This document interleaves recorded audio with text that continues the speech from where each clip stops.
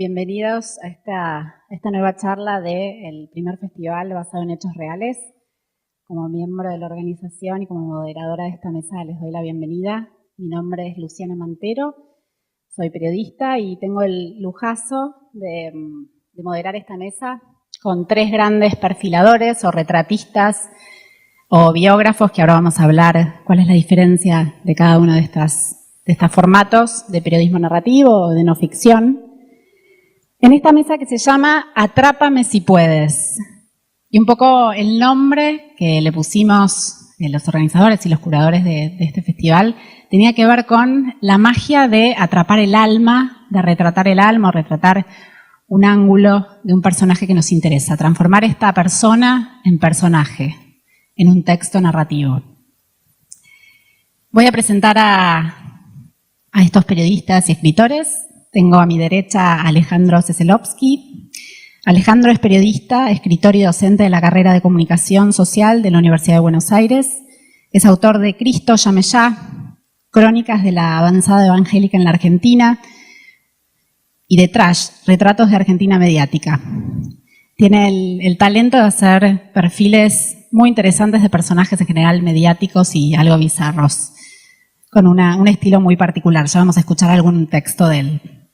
Alejandro lleva 5 años trabajando en una biografía sobre Marcelo Tinelli. Entre 2000 y 2005 fue redactor de la revista Gente, donde aprendió el valor de los personajes populares, y luego trabajó en Rolling Stone, donde compuso sus trabajos más leídos. Actualmente sus textos pueden leerse en Rolling Stone, Orsay, Diario La Nación, La Agenda de Buenos Aires, la revista digital del gobierno de la ciudad. Victoria de Masi es periodista de gráfica, trabaja en Diario Clarín desde 2006, fue reconocida por la Escuela de Periodismo TEA en el rubro Tarea Periodística en Diarios, es autora del libro Carlitos Way, un excelente libro que está a la venta, como los de los demás autores, La vida de Carlitos Neir Menem, editado en 2006 por la colección Mirada Crónica de Tusquets. Desde hace 2 años es redactora de la revista Viva y hace excelentes crónicas. Y finalmente tenemos especialmente venido de Estados Unidos para este festival. Daniel, muchas gracias por estar acá. Aditi Max, miembro del staff de la revista The New Yorker. DT creció en la ciudad de Nueva York y estudió durante un semestre en la Universidad de Salamanca antes de graduarse en la Universidad de Harvard. Es autor de Todas las historias de amor son historias de fantasmas. Una puntillosa, elaborada y profunda biografía de David Foster Wallace, y The Family That Couldn't Sleep, A Medical Mystery, un estudio científico y cultural de las enfermedades priónicas, en proceso de traducción al castellano por Libros del Cao. También se ha desempeñado como editor literario, reseñista y crítico gastronómico bajo seudónimo. Ha sido becario de Guggenheim, becario de Leon Levy y profesor Ferris de periodismo de la Universidad de Princeton. Vive en las afueras de la ciudad de Nueva York. Bueno, lo primero que quiero preguntarles a los tres que veníamos charlando afuera es ¿qué diferencia hay entre un perfil, una biografía, un retrato? ¿Cómo podemos llamar al arte de mostrar y de contar la vida de un personaje?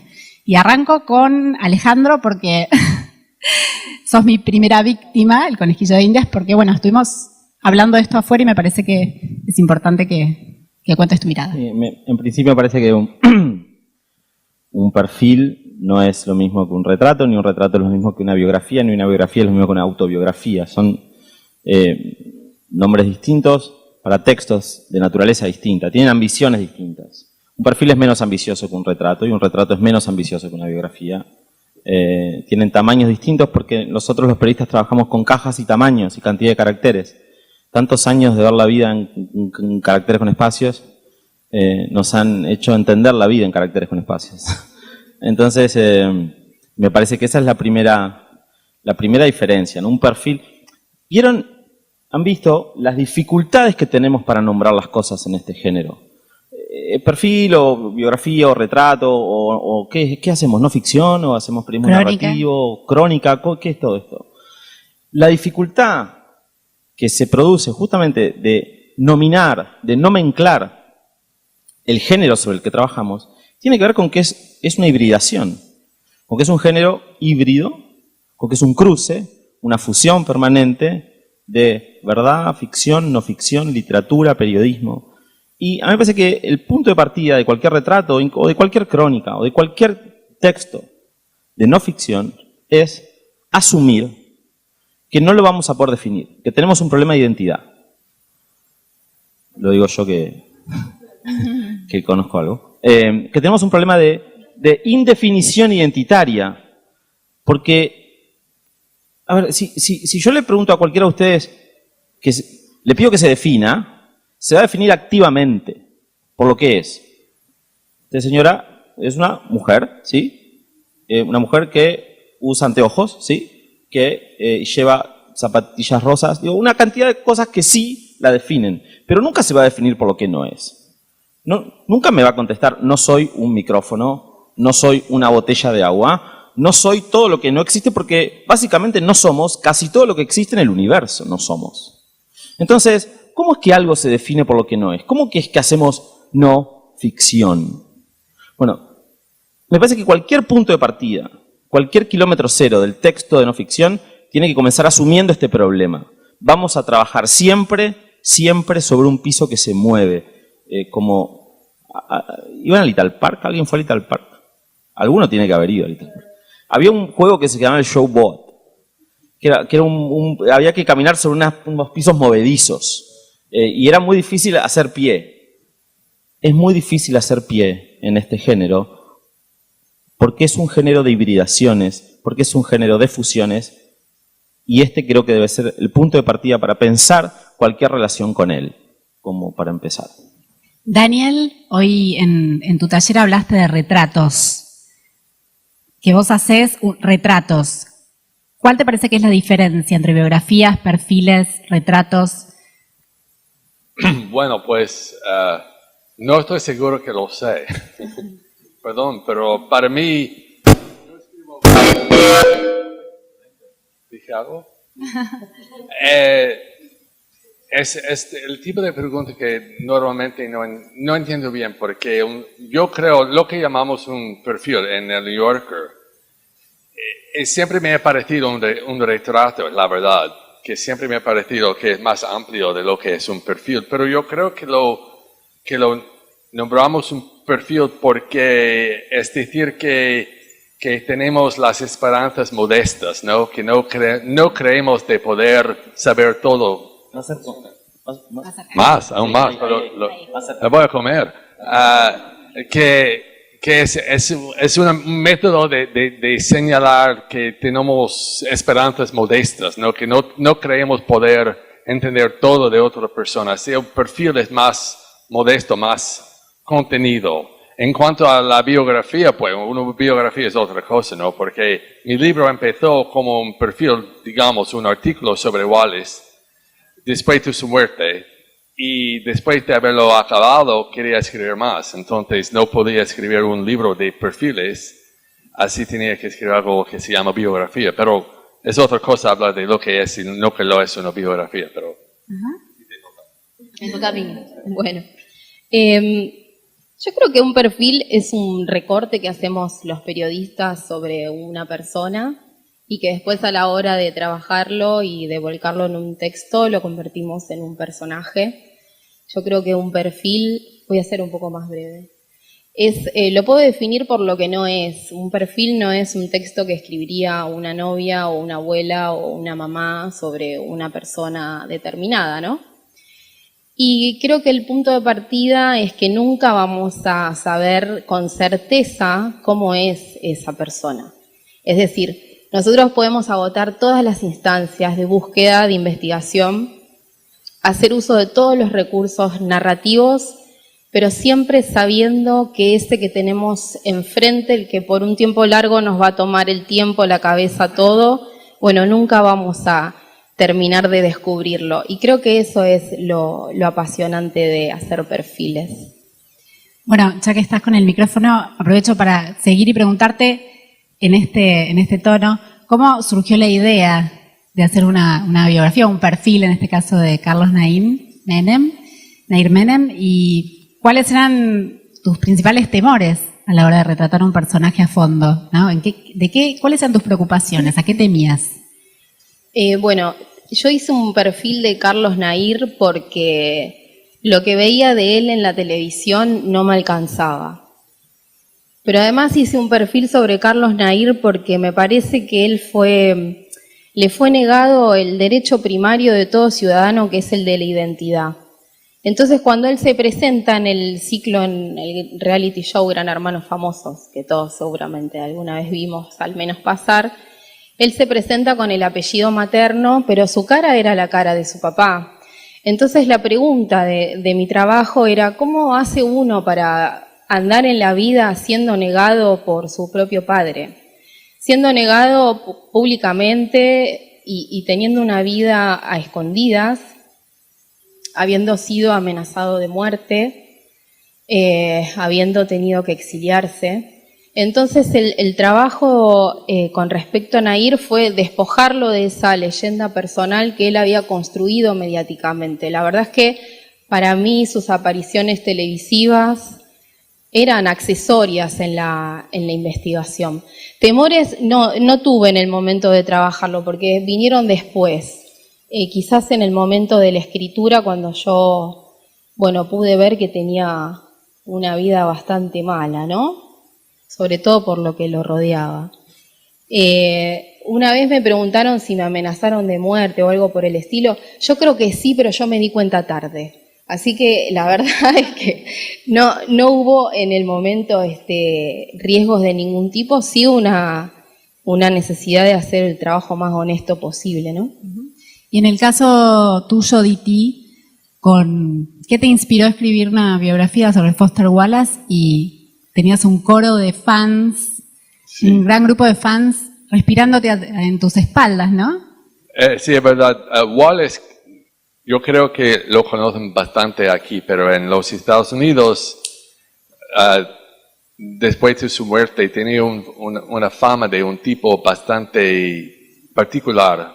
O sea, se había ahorcado y su fin trágico ciertamente tenía algo que ver con cómo la gente lo tenía, pero lo pensaba como un tipo de santo laico, un escritor que ha tenido una vida de valor aún más que sus libros, que la vida suya tenía valor, un ejemplo para nosotros, ¿no? Pues es difícil escribir sobre un santo, ¿no? O escribir algo honesto, porque no somos santos. Así que yo tenía a un lado, digamos, la esperanza de algunos lectores que yo escribiría sobre una persona perfecta, ¿no? Pero no lo era, desde luego, y yo no soy este tipo de escritor, así que cuando yo empecé a escribir, mejor cuando escribía era investigar, y me di cuenta de que David tenía, digamos, más fallos de lo que había creído, ¿no? Normal, pero tenía bastante. Tenía que decidirme cómo voy a escribir esto, ¿no? ¿Cómo voy a seguir a escribir un libro que va a dar el chasco a algunos de sus fans? Pues para mí no era difícil decidir porque siempre escribo lo que veo. Había empezado el libro como un artículo en el New Yorker, ¿no? Pero el artículo no tiene que ver tanto con sus problemas, no solo el alcoholismo, pero muchos problemas, que una vez había tentado comprar una pistola para matar al marido de su amante. Una cosa que la gente no sabía, ¿no? Era difícil, pero era necesario escribir todo. ¿No sentías la presión de los fans? Sí. ¿De qué iban a decir o qué iban a leer cuando se publicara el libro? Sí, pero la presión, todo lo que escribo, lo escribo un poco bajo la presión, ¿no? Porque el New York es, digamos, una revista tan grande con tantos lectores, que es normal para mí que hay una persona que pienso que no le vaya a gustar lo que escribo. No es risueño, pero es normal. Y en el caso de Marcelo Tinelli, te abrió las puertas, es un personaje al que parece difícil acceder, ¿no? Sí, yo tengo una forma de... Porque me preguntan mucho por qué Tinelli, ¿no? Y yo tengo una manera de responder. Yo respondo con el Facundo, ¿no? Si me permiten voy a leer unas líneas del Facundo, de Domingo Faustino Sarmiento. Dice, escribe Sarmiento, en Facundo Quiroga no veo un caudillo simplemente, sino una manifestación de la vida argentina. Otra. He creído explicar la Revolución Argentina con la biografía de Facundo Quiroga. Otra. Facundo, expresión fiel de una manera de ser de un pueblo, de sus preocupaciones e instintos. Y finalmente, todos recuerdan el comienzo, sombra terrible de Facundo, voy a evocarte para que sacudiendo el ensangrentado polvo que cubre tus cenizas, te levantes a explicarnos la vida secreta y las convulsiones internas que desgarran las entrañas de un noble pueblo. Tú posees el secreto, revélanoslo. Entonces, la operación de Sarmiento es la siguiente. Yo me voy a permitir, esto es un pequeño texto mío al respecto, ¿verdad? La Argentina del siglo XIX y del siglo XXI son muy distintas, pero ambas admiten el mismo procedimiento biográfico. Contar la vida de sus apellidos encumbrados es contarlas. Que la popularidad de alguien exprese el consenso, la popularidad de alguien expresa el consenso de todos. Es un acuerdo, está convenida, así haya sido obtenida por la fuerza de la espada o por la fuerza de la pantalla. Porque no hay ni coacción ni intuición que sostenga la popularidad de nadie sin el respaldo canónico de la sociedad en la que sucede. Mirar un sujeto en un país y en una época para entender ese país y esa época. Mirarlo sin prejuicios, sin pasiones de antemano, mirarlo para comprenderlo, mirarlo para comprendernos. Sarmiento miró a Quiroga para explicar la Argentina que le tocó vivir. Llevo 5 años mirando a Marcelo para intentar hacer lo mismo con la Argentina que me tocó a mí.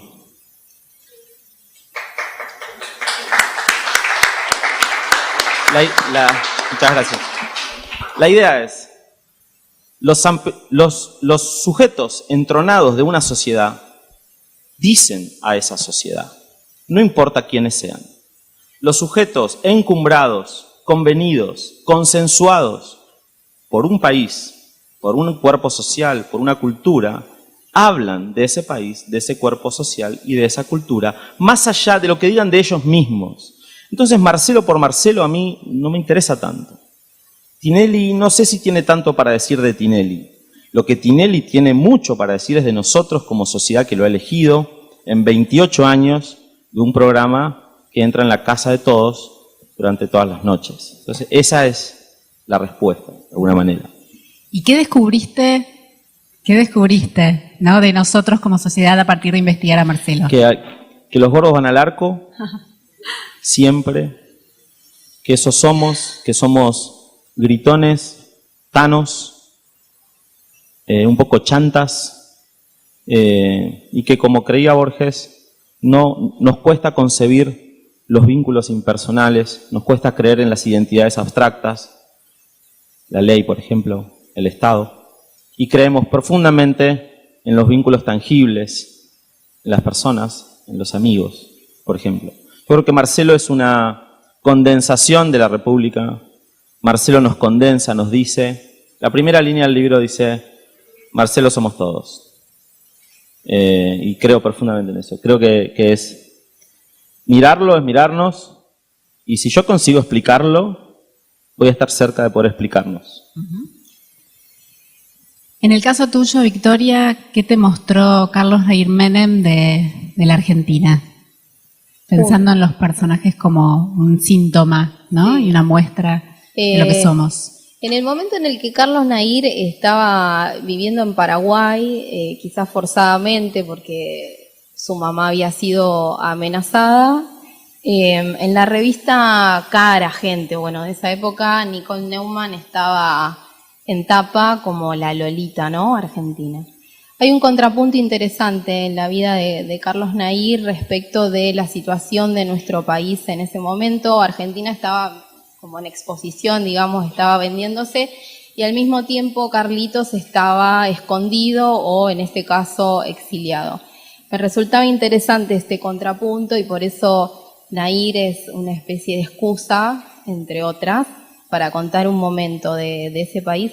Quizás en coincidencia con lo que decía Alejandro recién, me parece que los perfiles en este caso, o la no ficción en general, son una excusa para contar otra cosa. Es un tema que, bueno, Martín Caparrós dice que la crónica siempre tiene algo para decir, yo coincido con eso. Hay un tema, pero también hay un mensaje oculto en la crónica.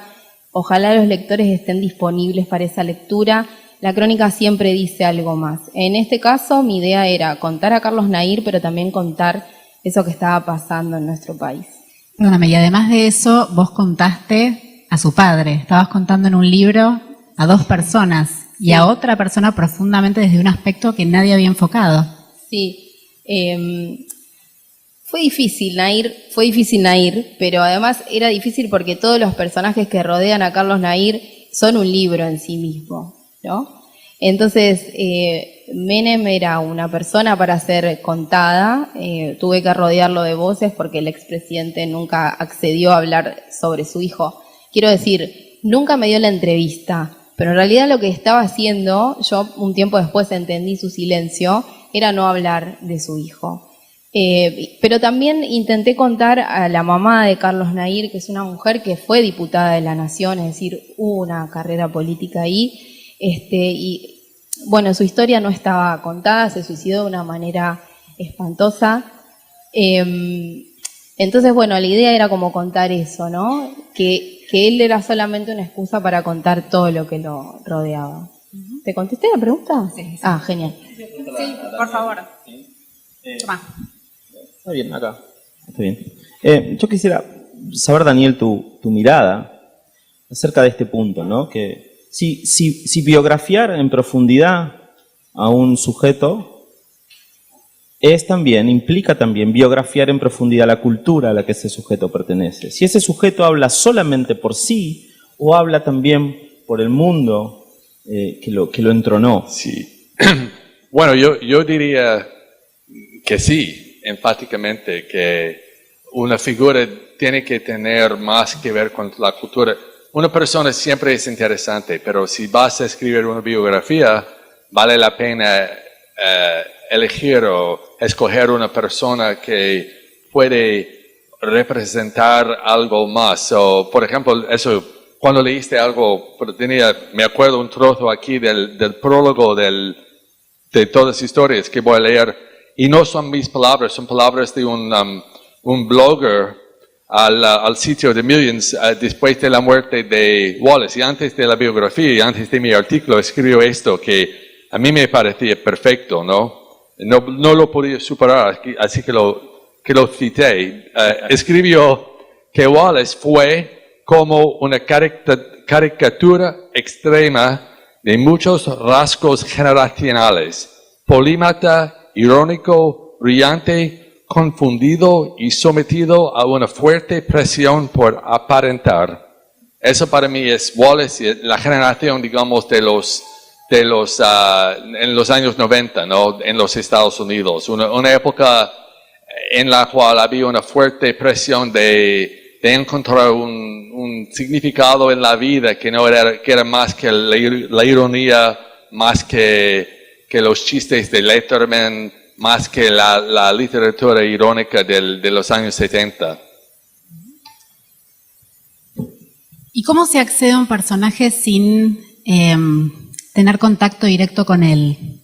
¿Cuáles son las técnicas que para ustedes son ineludibles y cuánto se pierde al no hablar directamente con el personaje? Y me pregunto por el caso de Foster Wallace, que ya había muerto, me pregunto por el caso de Tinelli, que no tengo claro si vas a llegar a él. No, él decidió que no iba a acompañar mi trabajo, y acá lo que se produce es cuando un personaje no acompaña, no está, siempre uno gana algo y pierde algo, ¿no? Si yo lo hubiera tenido a Marcelo a mi disposición, hubiera ganado refinamiento de las materias primas. Por ejemplo, de la noche que murió su padre, lo sabría con un nivel de detalle que a mí me permitiría narrar esa historia con más riqueza, pero a la vez perdería distancia, y si uno pierde distancia es inevitable que no pierda también cierto compromiso y cierta libertad.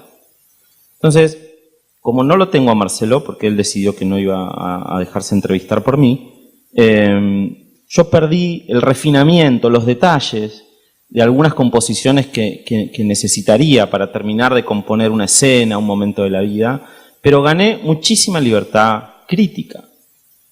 Porque por más que yo le diga a Marcelo, mira, yo igual, si vos me das entrevista, yo igual voy a escribir libremente, hay una distancia que se rompe ahí. Entonces, cuando Marcelo dice que no, me está diciendo que sí a otras cosas. Y si me hubiera dicho que sí, me estaría diciendo que no a otras. Entonces, en el juego de la biografía y del biografiado, y del biografiante, digamos, se producen todos este ajedrez, estas ingenierías en donde hay que saber, bueno, en dónde aprovechar. Es también un juego de poder. El retrato es un juego de poder. Es una actividad como sospechosamente encantadora retratar a alguien. Debe ser que implica algún tipo de poder sobre quien uno está ejerciendo la escritura para poder retratar. Porque finalmente mi retratado está ahí sentado esperando que yo le haga preguntas y que lo mire y que lo observe, pero yo voy a decir quién es. Yo lo voy a retratar.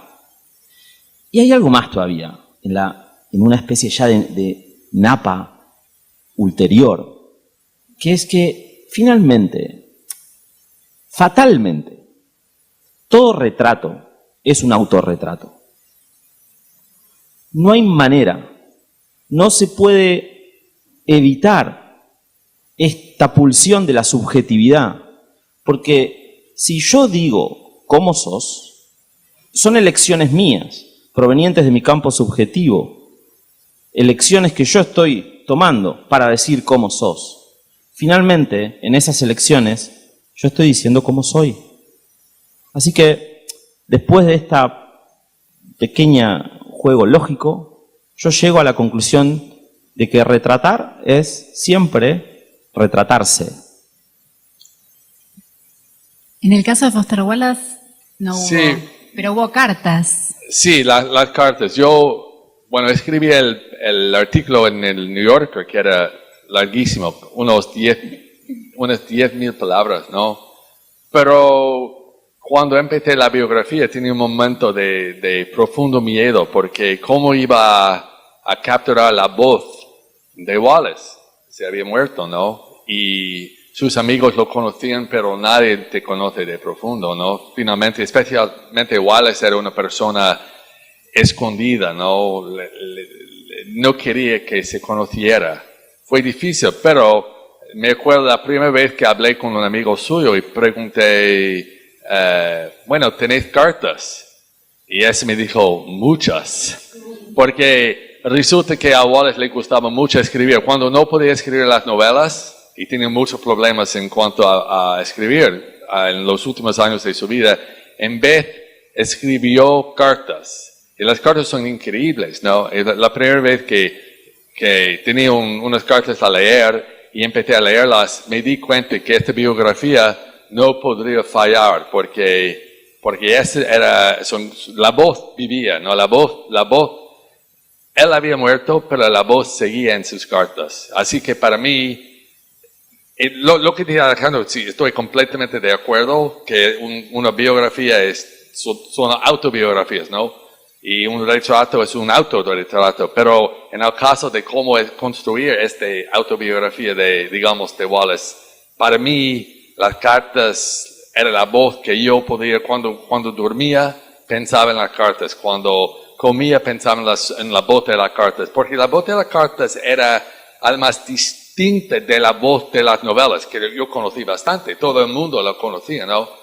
Esa voz era la voz de publicación, pero las cartas eran para sus amigos, y yo diría, de hecho, eran para sí mismo. Las cartas los escribía él para entenderse. Ese fue para mí un momento muy importante. Pero luego, si tenemos una relación con ese biografiado, como dice Alejandro, es un juego de poder, tenemos que lidiar con ella, ¿no? Y en tu caso, Victoria, ¿cómo hiciste? Porque sí entablaste una relación con digamos, una relación profesional, ¿no? Con Carlos Nair. Tensa. ¿Por qué? Y contame si decidiste incluir esa relación y rastros de esa relación en tu libro y por qué. Vos decís por el uso de la primera persona o Exacto. incluirme en escenas. Sí. Yo tengo algunos problemas con el yo narrativo cuando está muy presente. Ale, por ejemplo, lo hace muy bien. es muy atrevido, lo hace muy bien, no cancherea. A mí la verdad es que no me sale, pero ¿qué pasaba? Yo viví algunas situaciones con Carlos Nair bastante desagradables, digamos, y cuando pude entender que no era personal, es decir, que él no lo estaba haciendo contra mí, me di cuenta de que esa era información y que yo tenía que usar esos datos de la realidad a mi favor. Entonces, por supuesto, hubo una selección. En el libro no están todas las escenas donde yo dejaba de ser un observador participante para ser protagonista, digamos, de esa situación, pero sí usé algunas o recreé algunas situaciones para explicar información de él. Es decir, no importaba qué me pasaba a mí en ese momento, o esa historia no era funcional al libro, pero sí hablaba del protagonista de mi libro. Entonces, fue como una selección muy fina y solo con una finalidad que era explicar cosas de mi personaje, no por otro motivo. ¿Vale la pena para Alejandro y para Diti, Daniel, incluir la primera persona y cuándo? Bueno, yo normalmente no lo empleo, y no por razones, sino porque no se me ocurre meterme en un retrato, un perfil. Pero entiendo lo que dice Victoria, que hay momentos en el cual, digamos, el proceso de escribir algo o de hacer las investigaciones tiene tanta importancia que es necesario meterse en un libro, en un artículo. Yo no sé por qué no lo hago. Para mí, mi ausencia me da placer. Me siento más cómodo cuando no aparezco en un libro o en cualquier lugar, digamos. Veo que, por ejemplo, cuando yo hablo muchas veces de la biografía de Wallace, digo que son las memorias de Wallace, pero escrito por otro, ¿no? Que es un poco atrevido, ¿no? Porque es imposible escribir las memorias de otro, pero fue mi concepto, es meterme en su mente, en su mentalidad, en cuanto pudiera, ¿no? Y escribir un libro que es como desde adentro. En este caso, ¿no? Luciana, ves que no hay cómo meterse. Ya está ocupado el lugar del autor, es él, así que no puedo entrar. Yo creo que no hay. El tema de la primera persona es distractivo, es una charla distractiva, no es importante, porque finalmente termina siendo una cuestión gramatical. El yo o sea, siempre hay un yo. Escribas en tercera, escribas en primera, escribas como que lo quieras escribir, porque el que produce escritura produce subjetividad. Listo, ya está. Se termina la discusión ahí. No hay más nada que discutir. El que usa el yo, en todo caso, el que usa la primera gramatical, pero es un tema gramatical, es superficial eso. No hay manera de... Pensás que es un tema gramatical y no de contenido. No, claro, porque siempre, todo texto es la producción de un campo subjetivo. Alguien lo escribe. Entonces, si lo escribe en primera y aparece más, o si lo escribe en tercera y se guarda menos, finalmente termina siendo una cuestión gramatical. Siempre un texto es el producto de un yo. Nos guste o no nos guste, digo, no es una... El otro día leía una bio de Twitter de una colega que dice, orgullosamente decía, no hago periodismo en primera persona. Bueno, esa línea es verdad. O sea, es periodismo. Y está escrita en primera persona. Para vos el periodismo no puede tener una primera persona. No hay manera de que no la tenga, digamos, pero así que estés contando la temperatura. Porque siempre la producción de sentido, o sea, verdad, el sentido y la verdad, siempre el motor es el campo subjetivo de alguien que comprende el sentido y lo expone, mediante la escritura, la televisión, la radio, digamos. Finalmente, no hay manera de salir del yo. No hay forma. Y si no hay manera de salir del yo, mejor asumirlo. Mejor tenerlo como asumimos que esto es un quilombo, que esto es no ficción, que no sabemos ni qué es. A tal punto no sabemos ni qué es, que solo sabemos lo que no es ficción. Entonces, me parece que estos asuntos también tienen como una especie de charla masturbatoria acerca de si la primera persona, de si no, hay que escribir, flaco, hay que escribir. Es eso. La crítica muchas veces evita y a veces se lo propone, evita la escritura, porque produce pensamiento crítico y bla, pero detiene la escritura.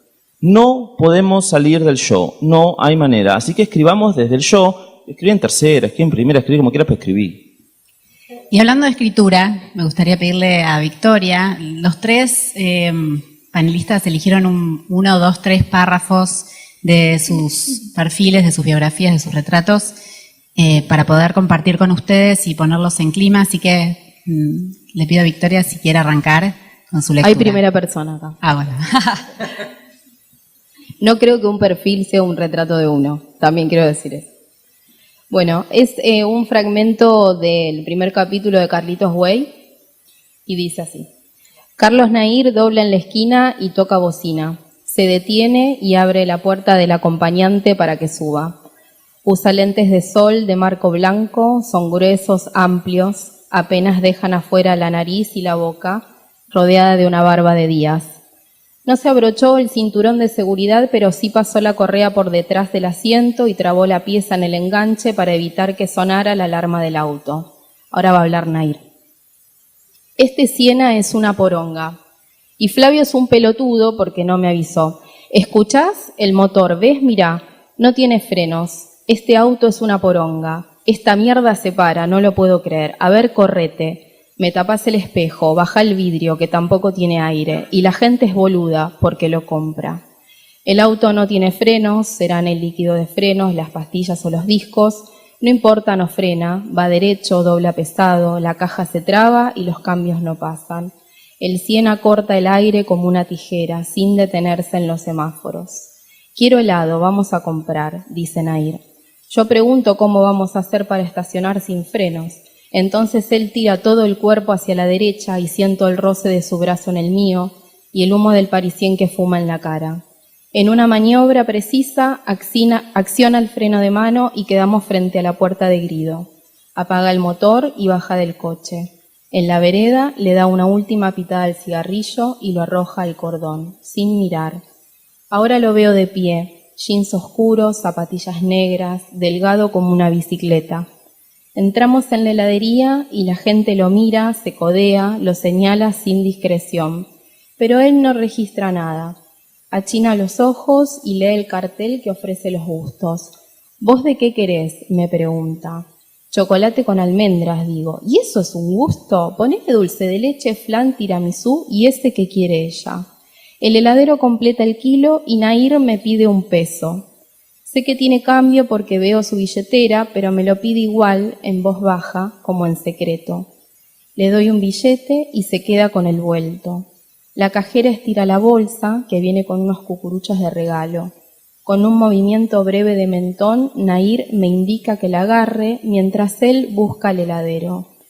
Che, le dice, pasate por la concesionaria esta semana, hay un autazo, un Siena, mirá. Señala, es ese azul que está estacionado, vale la pena, ¿eh? Antes de volver al auto, me pide que lo acompañe porque quiere ver algo en un pequeño complejo comercial ubicado muy cerca de la heladería. Enciende otro cigarrillo y se detiene en una vidriera para ver zapatillas. Dice que las colecciona, que compra 1 o 2 pares por semana y que ahora quiere ese modelo azul gamuzado con cámara de aire y 3 tiras blancas. Su cuerpo reflejado en el vidrio devuelve la imagen de algo agrio, de algo frío. Gracias.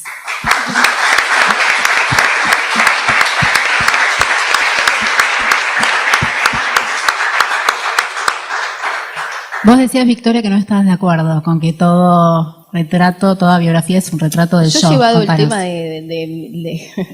yo he llevado este tema a terapia y no, la verdad que no yo soy muy hija de mis padres, me han reconocido desde siempre. Yo creo que sí, que hay un yo que está flotando todo el tiempo en los textos. Digo, es imposible que como periodistas nos podamos separarnos, o sea, elegimos qué mirar y elegimos de acuerdo a los valores que tenemos, elegimos escribir de acuerdo a los valores que tenemos, pero no creo que podamos amalgamarnos en la historia del otro o en la vida del otro. Me parece que esa distancia es interesante para poder laburar. A mí me han tocado cubrir, no sé, femicidios, casos horribles, sobre todo cuando laburaba en el diario, y siempre trabajé de ejercitar esa distancia. A mí el yo me resulta interesante siempre que esté bien trabajado, pero me es muy difícil pensar al perfil de esa manera. Quizás sea un momento, quizás es falta de experiencia de mi parte, pero no lo veo por ahí. Daniel, si tenés que pensar en una escena o un momento de tu trabajo en el libro de Foster Wallace. Un momento, digas... De tu investigación. ¿De qué? De tu investigación. De tu trabajo en el libro de Foster Wallace. ¿Qué momento se te viene primero a la cabeza de ese largo camino de 3 años de investigación rigurosa, de entrevistas, de archivo? ¿Qué es lo que primero te aparece? Sí, bueno, pues era una investigación de algún tipo, porque para mí la mayoría de los biógrafos quieren estar donde estaba su sujeto, o sea, visitar sus casas, estar en sus pies, ¿no? Yo no tenía esta idea. Yo escribí casi todo de mi casa en Nueva Jersey. Y yo conocí a la gente, visité unas veces a donde vivía y a sus amigos, pero la verdad es que el momento más impresionante para mí era antes de empezar las investigaciones, porque yo había escrito ese artículo, pero todavía no estaba seguro que quería seguir, ¿no? Porque había leído sus libros que son muy largos y había hablado con su familia que estaba en profundo luto, como sabrás, y pensaba, tal vez basta, ¿no? Pero me fui a un servicio memorial a la Universidad de New York y estaba en como el lobby y como periodista escuchaba lo que dicen los otros, ¿no? Así que toda la charla. Y me asombré mucho por la intensidad del sentido de dolor que tenían y cómo hablaban de Wallace como si fuera un amigo, ¿no? No como un autor, que es más típico, pero como un amigo. Y pensé que esta gente todavía tenía, digamos, una necesidad de saber más. Y fue como un contagio, ¿no? Que yo enseguida me di cuenta yo también, que no había acabado el trabajo, que solo lo había comentado, ¿no? Y así volví a leer los libros. La primera cosa que hice después de decidirme de seguir la pista era volver a leerlo. Porque me di cuenta en aquel momento, La broma infinita es una novela muy compleja, ¿no? Y muy larga, vale la pena leerla, pero os digo que no es fácil. Y cuando volví a leerlo, digamos, por la tercera vez, entendí que esa es la vida que quería escribir porque yo no quería ser biógrafo, ¿no? No creo que hay nadie que cuando es pequeño diga, quiero ser biógrafo, ¿no? Es un poco extraño, como es decir, quiero pensar en la vida de una otra persona, es un poco extraño, ¿no? Es decir, que la vida tuya, bueno, digamos, podemos hablar de esto, seguramente Alejandro tal vez lo ve de otra manera, que escribir la biografía es escribir su autobiografía, pero lo mismo es distinto, ¿no? Los 3 años que pasé en escribir sobre Wallace eran 3 años en los cuales, digamos, no escribí mi propia novela, ¿no? Pero en aquel momento, en el servicio memorial, entendí que era necesario, que él fue como un autor, ningún otro autor de mi generación, porque tendríamos los mismos años, ¿no? Pero fue único y fue una oportunidad, digamos, necesaria de agarrar. El libro de D.T. Max, Todas las historias de amor son amores de fantasmas, dice así. Bueno, pero tiene que explicar. Lo leí porque un semestre de Salamanca no me bastaba y no me vais. Las palabras traducidas no las entiendo, ¿no? Son mis palabras, pero en español y no las reconozco. Así que lo va a leer Luciana, pero lo explica un poco que está en una halfway house. ¿Cómo se diría? Ok. Lo que pasó es que Ok, Foster Wallace estuvo internado, él tiene un problema de adicción. Alcohol y drogas. Con alcohol y drogas, entonces estuvo varias veces internado, luchaba contra su depresión, contra su adicción. Y antes de este momento que va a leer, era estudiante de graduado, graduate student, en filosofía, así que el cambio que le va a pasar es enorme. Bueno, okay, gracias. Ahora sí. Como recién llegado a Wallace no le estaba permitido salir solo del edificio durante los primeros 10 días. En los siguientes 20 días solo estaba autorizado a salir para asistir a reuniones de grupo. Después debía buscarse un trabajo no calificado. Wallace, que lo único que de verdad sabía era dar clases y escribir, echó redes y consiguió un contrato, probablemente gracias a que su currículum aparecía como referencia el jefe de seguridad de Amherst, su universidad. Consiguió un trabajo como guardia de seguridad de Lotus Development, una gran empresa de software. Las normas de Granada House estipulaban una semana laboral de 40 horas, así que Wallace se levantaba a las 4:30 de la mañana para coger la línea verde y trabajar hasta las 2 de la tarde recorriendo una enorme planta de envasado de discos de Lemechmer, fichando cada 10 minutos para informar de su posición y dedicándose a hacer el molinillo con la porra, o así lo contaría él más tarde. Arrancaba las páginas de su cuaderno y enviaba cartas a sus amigos. Así se mantenía en contacto con el pequeño grupo de editores y escritores que para él era vital. Más tarde, en una entrevista, afirmaría que su experiencia en Lotus le recordaba a cualquier mala novela de los años 60 sobre el autoritarismo irracional, pero que en aquel momento lo aguantó bien. Dame algo de tiempo para acostumbrarme a la falta de materiales recreativos, al uniforme de poliéster y a la convivencia con 4 ex convictos tatuados y enseguida estaré fresco como una lechuga, le escribió a Moore, con irónico entusiasmo poco después de haber empezado. Incluso, enclaustrado en Granada House, consiguió aplicarse al oficio de ser escritor. Llevaba el seguimiento de los textos que enviaba a las revistas y leía las pruebas de lo que le iban a publicar. Era consciente de lo extraño de su situación. Cuando recibió las galeradas de Orden and Flux in Northampton que le envió la revista Con Jacksons, al comprobar que faltaba una página, avisó a Morrow de que podía enviársela cuando quisiera. No voy a irme a ningún lado por Navidad, le dijo. Pero en el fondo estaba perplejo por todo lo que había pasado. Estoy bien, le escribió a Dale Peterson, aunque me siento bastante humillado y confundido.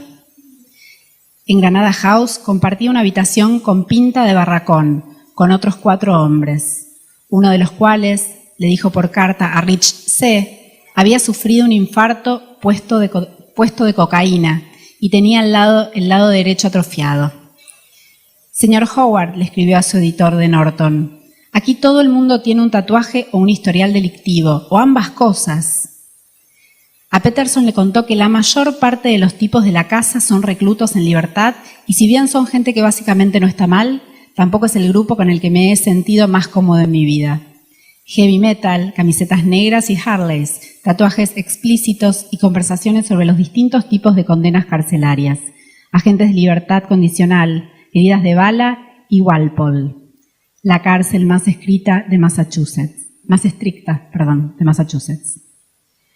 Wallace siguió trabajando como guarda de seguridad más de 2 meses, pero después, incapaz de soportar por más tiempo los madrugones, lo dejó. Empezó a trabajar en el mostrador de recepción del Mount Auburn Club, un gimnasio de Watertown. Su trabajo consistía en registrar la entrada de los miembros del club. Se calificaba a sí mismo como un chico de las toallas, con pretensiones, pero un día apareció por allí Michael Ryan, un poeta que había sido galardonado con el Whiting Award, a la vez que él, 2 años antes. Wallace se escondió debajo del mostrador y se despidió del trabajo ese mismo día.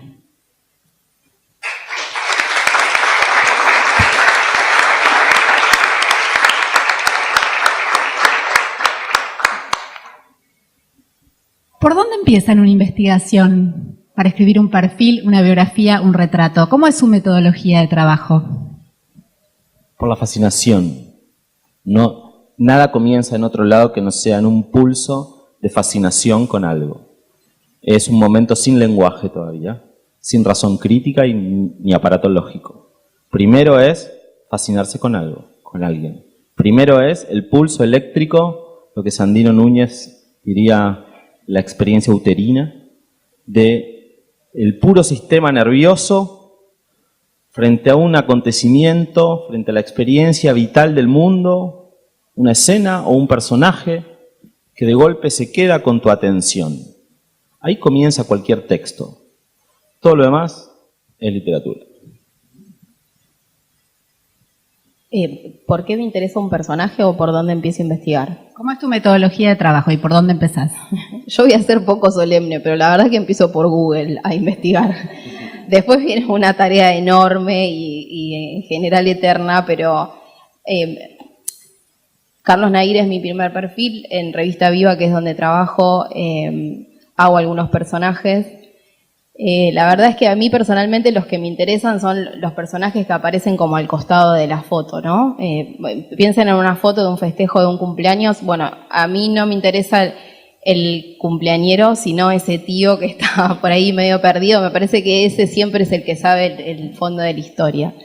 Después lo que hago es, sí, un primer chequeo en internet y después hago muchísimo trabajo de archivo. Hemerotecas, el archivo del diario donde trabajo, archivos audiovisuales, archivos de radio, bueno, lo que sea, digamos, trato de juntar la mayor cantidad de información posible, incluso antes de la primera entrevista, y vuelvo al archivo cuando tengo la entrevista hecha y bueno, ya estoy como en la etapa de trabajar más a fondo ese personaje. Bueno, yo como voy tercero, no hay mucho que quiera decir porque estoy de acuerdo con Victoria que es la persona al lado de la foto que siempre me interesa a mí también. Yo diría para un perfil del New Yorker hay dos cosas que son necesarias normalmente. Uno es que me tiene que interesar bastante que quiero meter, digamos, medio año en la investigación y en las citaciones y el fact-checking y todo. O sea, no es un matrimonio, pero sí que es una relación, ¿no? Es más que un date, es más que un one night stand, es algo, ¿no? Y la persona me tiene que interesar a este nivel, que es bastante alto, ¿no? El segundo es que él o ella tiene que compartir nuestro interés. O sea, para nosotros es difícil escribir un perfil sobre una persona que no lo quiere. Hay otras formas que podemos escribir. No es necesario escribir sobre, digamos, un político, sino coopere. No importa, pero el tipo de perfil que a mí me interesa, un cocinero, un actor, un director, artista, algo así, no siempre para mí tengo que tener la voz. La voz, cuando tengo tu voz, te tengo, ¿no? Yo te puedo entender, porque a mí me gusta mucho citar las voces en mis perfiles. Así si me dicen que no están seguros, lo meten por otra parte y muchas veces vuelven después de un año, 2 años y dicen, sí, me gustaría, pero si no tengo, digamos, una lista de personas o de personas o trabajos que me interesan o lugares. Y no cada día, pero cada semana escribo algunos emails preguntando a personas o a personas que conocen otras personas si es posible que se interesara un perfil en el New Yorker. Normalmente dicen que sí, ¿no? Porque, no sé, nos tienen bastante fe. ¿No entran en conflicto emocional con sus personajes? Yo sueño con Marcelo a veces, ya a esta altura. Me dormí una siesta y me despierto y me di cuenta que soy Marcelo y lo odio porque lo detesto ya. Y después lo quiero otra vez. Y tengo como... Sí, vos nombraste el matrimonio recién. Si no, es una relación que siempre se acaba con el divorcio, ¿no? Claro. No, claro, es difícil. No es lo que...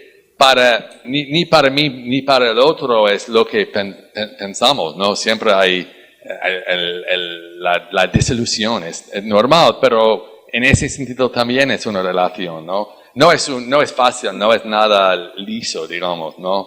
Seguramente no es mi tarea placer a quien escribo el perfil. Me gusta si le guste, pero no me importa, no es fundamental. Pero la cooperación sí que lo es. Yo tengo que decir que yo sí escribí un perfil sobre Margarita Barrientos, Sí. y el día previo en el que tenía que ir a confrontarla con una versión de su vida que ella no me había dado, no dormí. Soñé, tuve pesadillas, Soñás, ¿viste? fue como terrible. Porque se te meten como en unos intersticios de tu Fue tremendo. sistema nervioso que van entrando ahí y los alojás en lugares donde, bueno, acá no debería estar este personaje, pero resulta que estás haciendo a la noche, cocinando unas hamburguesas y te estás pensando en Marcelo, qué sé yo, que él cómo las haría, digamos, es un horror. Bueno, y después está el tema de qué pensarán cuando se publique, ¿no? Yo escribo un poco para él. Yo quiero que lo lea. No voy a hacerme el desentendido. Yo tengo ganas de que él lo lea. De que Marcelo lo lea. Sí, que se ponga mal. Y hay partes para que se ponga bien. Hay como, acá le va a gustar, esto lo va a odiar. O sea, tenés una relación con él. Una relación imaginaria. Yo tengo un Marcelo imaginario que vive conmigo, digamos, que se levanta conmigo todas las mañanas y nos saludamos y arrancamos con la vida. Podemos aprovechar para que nos leas entonces un rato. Mi libro de Marcelo Tinelli comienza de esta manera. El comienzo, ustedes saben que con 10 años, a punto de cumplir los 11, a 3 meses de cumplir los 11, Marcelo perdió a su papá. Su papá murió. Y ese es el hecho fundante de toda su vida, porque eso lo trajo a Buenos Aires. Tiene que haber sido una noche abismal, una verdadera noche de mierda, de esas noches que son para siempre. Incomprensible para un chico que está a 3 meses de cumplir los 11 y que de pronto, en un arrebato, se ve a sí mismo atravesando el campo con una madre asustada y un padre que ha entrado en las últimas semanas de su vida. Hasta ese momento las cosas habían salido dentro de todo bastante bien. La vida en San Carlos de Bolívar, hasta esa noche definitiva, había sido amable. Era ir y robar mandarinas de los árboles. Y soñar el futuro, dejarlo quieto por un momento en el fotograma del deseo. Si Marcelo Tinelli hubiera cumplido su sueño infantil, hoy sería el más exitoso vendedor en la historia de Roma Calzados, la mejor zapatería de San Carlos de Bolívar desde 1906. Si se hubiera dedicado a lo que quería dedicarse cuando tenía 6, 7 años, habría ido cada mañana al local de San Martín y Pringles, a 5 cuadras de la Plaza Central, para pasarse una vida despachando guillerminas. Si a Marcelo Tinelli se le hubiera cumplido el sueño, hoy lo tendríamos presidiendo la Cámara del Calzado, mínimo. Porque incluso dentro de ese sueño, dentro de ese destino, hubiera sido un sujeto emprendedor. Pero la verdad es que a Tinelli no se le dio, no estuvo ni cerca de que se le diera. La muerte de su padre le cambió todos los planes y le refundó la vida. Con esa muerte, Marcelo Tinelli volvió a nacer. Enero 1971. En un pueblo del interior de la provincia de Buenos Aires, un chico de 10 años es arrancado de su casa porque su padre agonizante necesita un traslado urgente a la capital federal. El chico sale a la noche de La Pampa y sube al auto que le indican. Ni él ni su familia volverán a vivir nunca más en ese lugar. No sabe, ese chico, qué le espera. No lo imagina. Lo único cierto, ahí adelante, como un largo canal de parto, son 350 kilómetros de ruta negra. Después, la ciudad.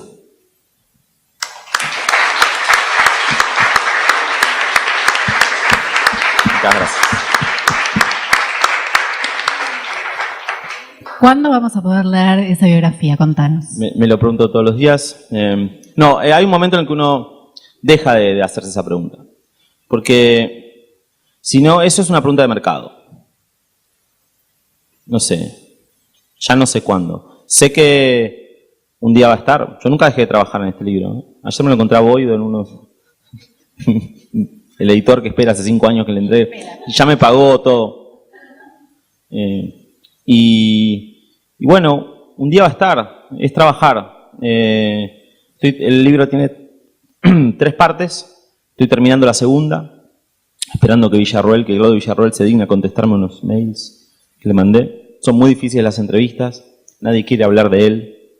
Hay un tema por el que no pasamos, que es la diferencia entre biografiar a un sujeto vivo y a uno muerto. Y les juro que es crucial. Porque el vivo puede operar. Al muerto le quedaron las cartas y las voces. El vivo no. El vivo todavía está. Yo necesitaría que se muriera. No es que lo desee. No es que lo desee. No lo saquen de contexto. No es que lo desee. Es cuestión de laburo. Cada uno tiene sus necesidades en sus trabajos. Yo necesitaría que el tipo se muriera, pero no tiene pensado hacerlo, parece. O no sé. Y bueno, y es una dificultad. No sé, ¿cómo vos resolviste esa dificultad, Vicky? No, la pasé mal con Carlito. Sí, es cierto lo que dice Ale, habría que ver qué opina Daniel. Creo que la dificultad también está en que cuando uno trabaja sobre un personaje que vive, todo el tiempo pasan cosas. Entonces, por ejemplo, cuando yo estaba por cerrar el libro de Carlitos, esto es terminar el laburo y entregárselo a la editora, Carlos Nair cae preso. Y yo ahí me doy cuenta que tengo que investigar esos últimos 3 veces en la vida de este hijo de un expresidente que había vivido como un lumpen. Pero bueno, eso había que hacerlo, o sea, había que ver con quién estaba, en qué barrio vivía y demás. Eso por un lado, y por otro, como bien dice Ale, es cierto, los vivos operan y hacen muy, pero muy difícil el trabajo. Porque el vivo sigue produciendo texto mientras vive, porque está vivo. Entonces, yo creo que tal vez uno deba matarlos en algún momento. Pero no producir la muerte, digamos, porque eso está penado. Me dicen por cucaracha que eso está penado.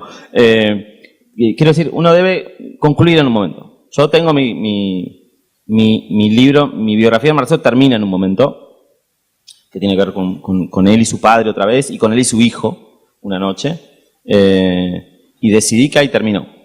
Y todo lo que pasa de esa noche en adelante va a quedar afuera. Porque si no lo mato, si él no se mata, lo tengo que matar yo. Bueno, y Daniel, no sé qué opinas, pero de ahí viene una pregunta que también te agrego, que es ¿cuándo termina el trabajo? ¿Cuándo decís hasta acá? ¿No? Porque uno podría seguir investigando, podría seguir con el ritmo de escritura. Bueno, pues en cuanto a los perfiles del New Yorker, los acabo cuando el editor me empieza a gritar y preguntarme dónde está este perfil que me has prometido hace 3 meses, ¿no? En el caso del libro, el escritor es más, digamos, adulto, ¿no? Tiene más responsabilidad a sí mismo, que es difícil.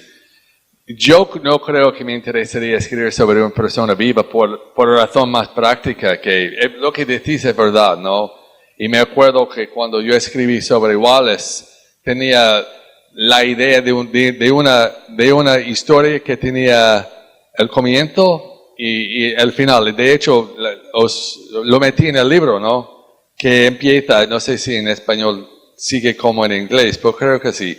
La primera frase empieza, gracias, toda historia tiene un principio y la de David Wallace empieza así, o sea que es el principio, ¿no? Y la última palabra antes de los apuntes, perdón.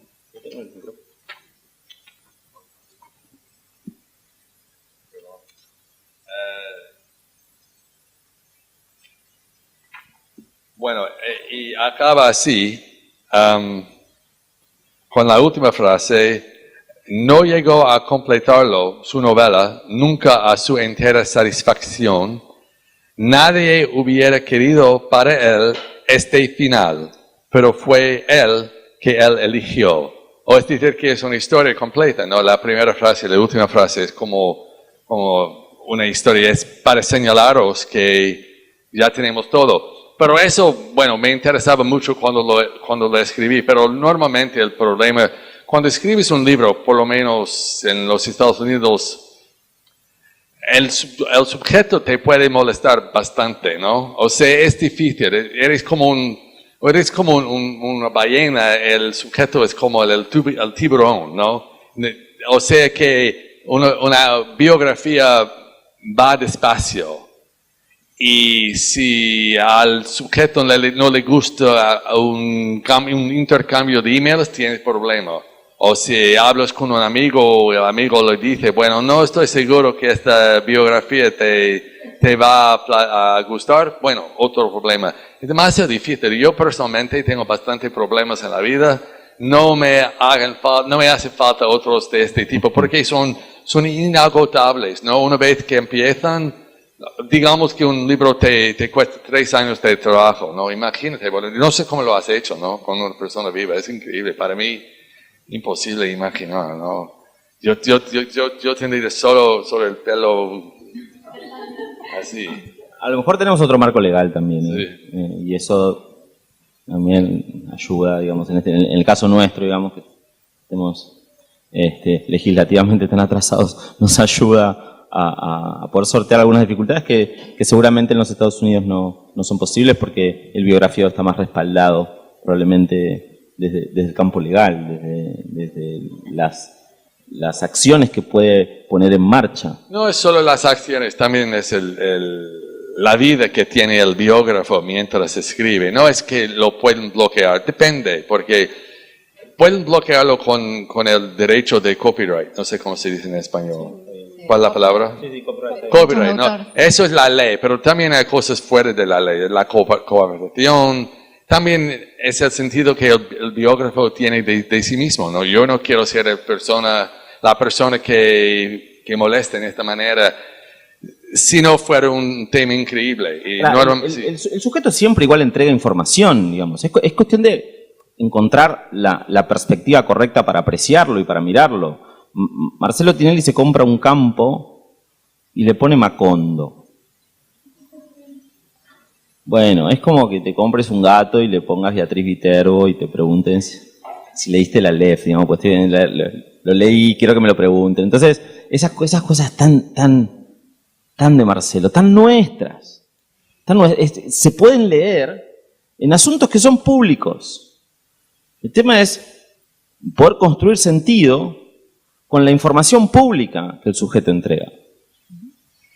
Estamos llegando al final por un tema de tiempos, pero no quiero dejar de pedirles alguna reflexión respecto a su trabajo, cómo los transformó en la investigación. En el caso de Marcelo Tinelli o en el caso de Ricardo Ford, vos, Alejandro, escribiste varios perfiles de distintos personajes muy mediáticos, Victoria y Daniel. ¿Cómo los transformó este trabajo o conocer este personaje? Y bueno, si quieren darnos unas palabras finales respecto a los desafíos de escribir un perfil, o una biografía o un retrato.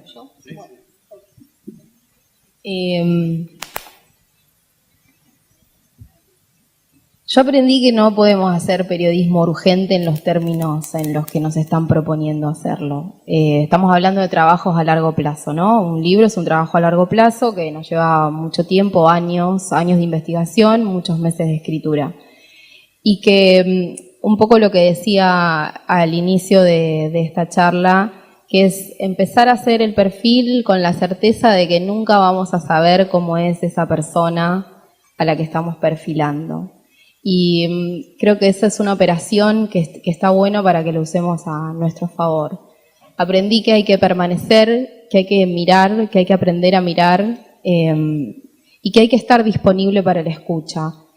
La historia de Nahir tiene muchas partes divertidas y tiene muchas otras que son muy tristes. Yo iba a Formosa, que es el lugar donde él nació, donde vive parte de su familia materna, con muchas dudas, pensando que no me iban a contar, por ejemplo, cómo se suicidó su mamá, porque pensaba que, bueno, era un tramo de su vida muy triste y que eso iba a ser una dificultad. Sin embargo, me quedé en la casa de su hermana durante 3 días con sus noches y ella me mostró fotos y me mostró recortes y me mostró cartas, me mostró la carta del suicidio. No quiero decir que esto sea un logro mío personal, sino que ella solo decide hacerlo cuando ve que yo estoy dispuesta a escucharla y escucharla con un oído que no pretende juzgar su situación. Me parece que tenemos que empezar a atender eso, que somos periodistas, que nuestro trabajo es importante solo por el hecho de transmitir experiencias, teniendo fe en que nuestro oficio sirve para que nos equivoquemos lo menos posible más adelante. Está bueno contar historias de otros para otros. Por eso tengo algunos problemas con el yo narrativo, pero ya los voy a resolver. Y bueno, me parece que está bueno, que un perfil es eso, entre otras cosas, agarrar un personaje de la mano, llevarlo, hacerle recorrer nuestro camino, ir por el camino de ellos y contar algo mucho más grande que ese nombre propio. Bueno, si entendí bien la pregunta, como lo entendí, bueno, es que ¿qué aprendí yo del acto de escribir la biografía? Pero digo una cosa un poco distinta, que es que no había dicho antes. Yo admiraba mucho a Wallace, y cuando escribí el libro, mientras lo hacía las investigaciones, no era solo periodista, digamos, pero también alguien quería aprender de sus experiencias. Por ejemplo, él estaba en el programa de Alcoholics Anonymous Alcohólicos, algo así. No es un problema que tengo yo, pero digamos las cosas que decían ellos dentro del programa, de cómo ser más humano, más bondadoso a los otros, eso sí que me impresionaba mucho. Y trataba, no sé si lograba, pero trataba de agarrar la información y meterla dentro de la vida mía. O sea, no solo escribir para escribir un libro, una biografía, publicarlas, todas buenas cosas, pero también quería mejorarme a mí. Es una cosa, bueno, Wallace era escritor, pero también esto que decía al inicio del santo laico me impresionó más tal vez de lo que había dicho, ¿no? O sea, sí que era de verdad, y si yo tuviera que escribir un libro, una biografía en la cual no pareciera un santo, no es porque no lo creo un santo, es porque era un santo después de ser un pecador, ¿no? Y normalmente en un libro digo que la parte pecadora es más interesante, ¿no? Tiene más vida. Pero finalmente, cuando había acabado la biografía, lo que yo saqué de la experiencia era más, digamos, el Wallace del mito, el Wallace que quería que todos fuéramos más amables, más bondadosos, más generosos, y que vivíamos de otros, con otras ideas del autointerés, ¿no? Se lo digo bien. Yo escribo para comprender, porque necesito entender, si no, no puedo seguir, digamos. Escribo para poder leerlo y lo leo para poder entenderlo. Me encuentro una noche con Ricardo Ford bailando arriba unos puffs y con dos guardaespaldas custodiándole el balde de champán y no entiendo qué es eso, digamos. No entiendo por qué el mundo permite cosas como... No entiendo. O sea, no, el tipo pone gente a cuidarle el balde. O sea, el mundo está... el devenir del mundo, su marcha lógica, a veces se fractura, se rompe. Y ahí nace el texto. Porque ahí necesito un texto para poder entender por qué se rompió. Para poder entender qué hace Ford, qué hacen esos dos muchachos cobrando con la sortija acá y dos men in black cuidando un balde de champán a un enfermo que está bailando con los piercing, ¿no? Es como... No puede ser. No puede ser. El asombro, la fascinación, el estado de expectación del sistema nervioso me lleva a la necesidad de entender eso que pasa, porque si no lo entiendo no me lo puedo explicar, y si no me lo puedo explicar no puedo vivir. Y no se lo puedo explicar a mis hijos, y no entiendo el mundo en el que vivo, la cultura en el que vivo, el país en el que vivo, la gente con la que vivo. Entonces, yo para eso escribo, para poder entender un poco mejor las cosas. Gracias.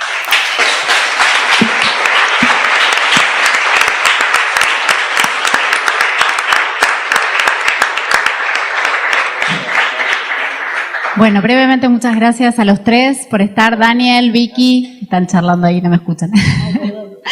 alumnos, Daniel, Vicky y Alejandro, gracias por estar. Aprendimos todos que para escribir un perfil, una biografía, un retrato hace falta mucha pasión y mucho compromiso y mucho trabajo. Así que, bueno, los estaremos leyendo. Gracias.